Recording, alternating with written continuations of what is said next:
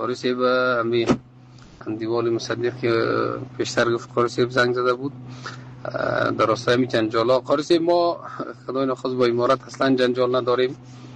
ما به خاطر آورد امارت تیکه و پارچه شدیم، امارتی هستیم، می باشیم و خواهیم بود و انشاءالله همه مردم میفهمن پرچم ایمان این پرچم لا اله الا الله محمد رسول الله سفید در پونش امارت نوشته. ما نمی هستیم.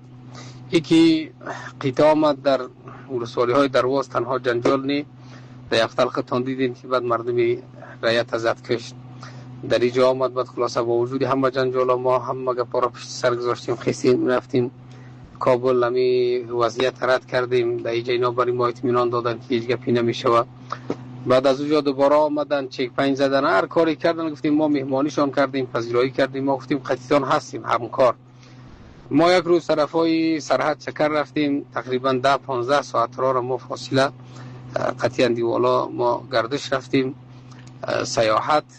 بعد از اونجا زنگ زدن که قیطه تلاشی را شروع کرده است، تلاشی خانه به خانه میکنه، در حریم شخصی مردم داخل شد دیگه. چند تا تانگ از اون زمانی و جهاد از ما در امیجا بود که تش مربوط کمیساری میشد، به خاطر اینکه از همین ارگانای نظامی دورتر باشن یک جای آورده بودیم و اونجا پودشان کردیم.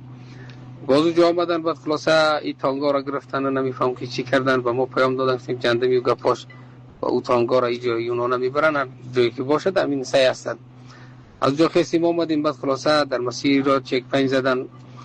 همو سارندو کمانداری سارندو افراج خواسته بود و مردم. بعد خلاصه در مسیر را آمدن، تفنگای اونو را گرفتن. یک مولای جرمی را که اقوام قبایلی کندک خواهان بود خالی از پرسان او بیچاره را زدن، شهید کردن، چند تا ملکی را زدن. بعد ادامه بعد خلاصه به ما پیام آمد که ایتو جنجال درگیری شده است. بعد خلاصه چند اندیوالا را کشتن. باز ما خیستیم آمدیم. بعد در مقرره که جنجال بود این مسئله را ولسوال آمد، قماندان امنی آمد، حل کردیم تیم برون خیلی خلاص شو همین نزاع از بین برو. با صبحی دوباره بعد چک پنج زدن دوباره. بعد خلاصه که ابی مردم ها پایین میرفتن فیر شروع کردن، باز دو ملکی دیگر را زدن، شهید کردن، دو نفری دیگر را زخمی کردن.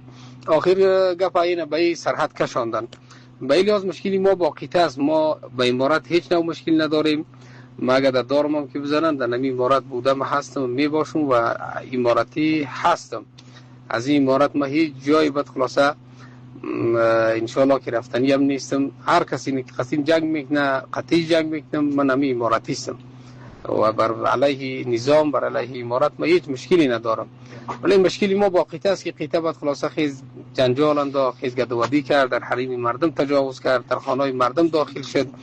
دیگه هیچ گپی دیگر نداریم. ما اگر بزرگا حلش میکنن ما هیچ مشکل نداریم. اگر میگن نه فاتح گناهگارشی است بعد خلاصه باید که کشته شوه، باز او هم که اختیار خودشون است هر کاری که میکنن.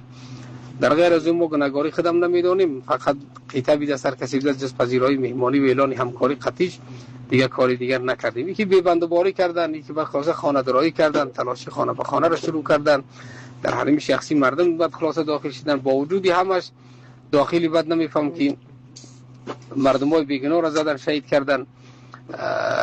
مولوی جرمی چی گناه داشت، رعیت چی گناه داره که زدن بعد اینا را شهید کردن. یک حافظ قرآن خالی از گناه بعد خلاصه او را میجا زندش گرفتن بردن، بعد خلاصه در اون شهیدش کردن. این برمیگرده به خودشان. اگر حلش میکنن با هیچ مشکلی نداریم، اگر حلش هم نمیکنن باز میگن که نه اینا خیلی بجری منو بزنین، چون خیلی توکل به خدا کاری که میکنن باز ارتباط با خودشان میگیرن.